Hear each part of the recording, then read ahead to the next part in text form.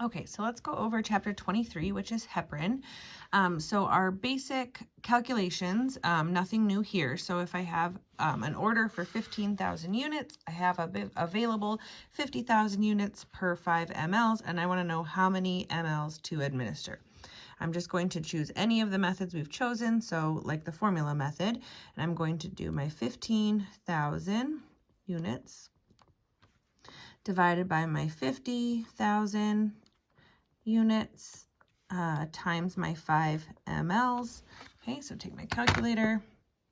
15,000 divided by 50,000 times my 5 mLs, and that's going to give me 1.5 mLs to administer. Okay, so nothing new there. A lot of people get confused because it says the word units, but we're going to treat it just like we have with our other calculations and our other formulas.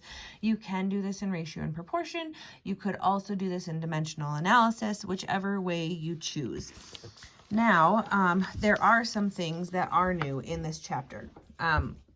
So first, we might be asked to determine milliliters per hour, like on a continuous heparin infusion. So for example, I have an order for 1,000 units per hour of heparin, and I have available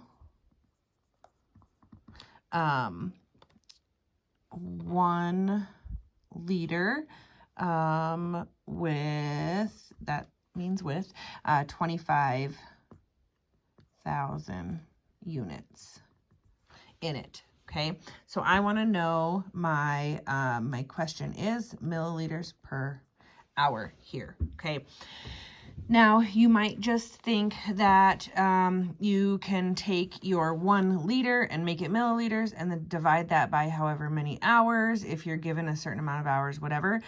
We have to make sure that we are calculating correctly to get the right number of units per hour. And if you are given a number of hours, you could do it that way. However, in this specific question, we're not. So I like to use ratio and proportion here because you can really kind of lay out all the questions you might have in ratio and proportion. So here, I'm going to take my 25,000 units and I'm going to set that up with, now I have to have milliliters here because I'm asking the question in milliliters. So I'm going to change that to my 1,000 milliliters equals, let's see, 1,000 units to X mLs. Okay, and then I'm going to just do my insides, my outsides. Okay, sorry if you can't see all of that. There we go. And that is going to give me 25,000 X equals 1,000 times 1,000.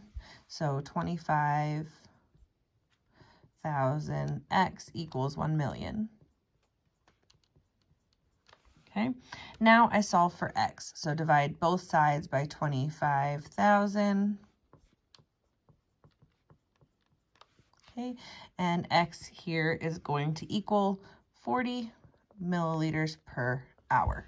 Okay, so that is an example of determining your milliliters per hour for this type of situation. Okay. Now, another type of situation might be determining how many units per hour you're going to give.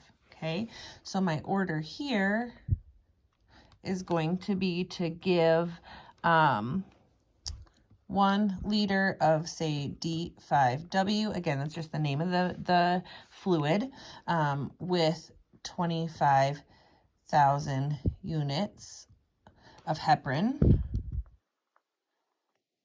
in it. Okay, at a rate of 35 milliliters per hour. So now I want to know how many units per hour the patient will receive. Okay, so this is a different type of situation or problem that you might see with heparin. I'm also going to choose ratio and proportion to solve this. You can do dimensional analysis for this one or the last one that I just showed you, but I like ratio and proportion for this. And you're going to set it up the same way that you set up the last one, okay? So 25,000 units is to 1,000. Again, we have to make that milliliters, so 1,000 milliliters. And then on the other side of the equal sign, I have X units is to 35 milliliters, okay? So same setup as the last one, but my X here goes in units because I'm trying to figure out how many units per hour. The last one we did, the X was in milliliters because I already knew how many units per hour and I needed to find out milliliters per hour. So we're just kind of switching where the X goes there.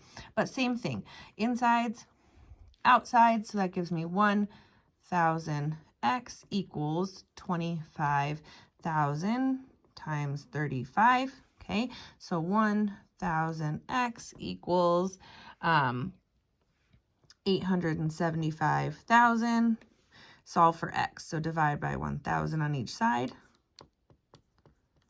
And X here will equal 875 units per hour. Okay, so there's the second type of situation that you might see when it comes to dealing with heparin. Okay, and then let's do an example of a third type of situation that you might see with heparin. Okay, so I have an order for 1 liter of normal saline with 30,000 units of heparin. Okay, over 24 hours. Okay, and I want to know both the milliliters per hour and the units per hour.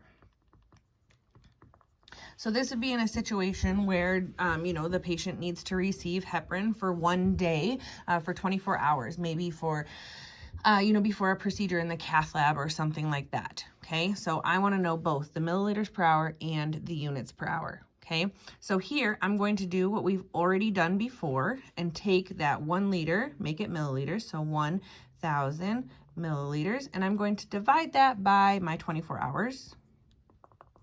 Okay, so that is going to give me a rounded number of 41.7 milliliters per hour. Okay, then I'm going to do what we just did to find my units per hour. Okay, so I'm going to take my 30,000 units to my 1,000 milliliters equals X units to 41.7 milliliters. Okay, and insides, outsides, so 1,000 X equals 30,000 times 41.7, so 1,000 X equals 1,251,000. Solve for X, so divide both sides by 1,000. And X equals 1,251 units per hour. So that's how you would solve that multi-step process there. I hope you guys can see that okay. So those are the different types of questions that you might see related to heparin. So try to make sure that you're able to differentiate what the question is asking you, because that will guide you in how you're solving the problem.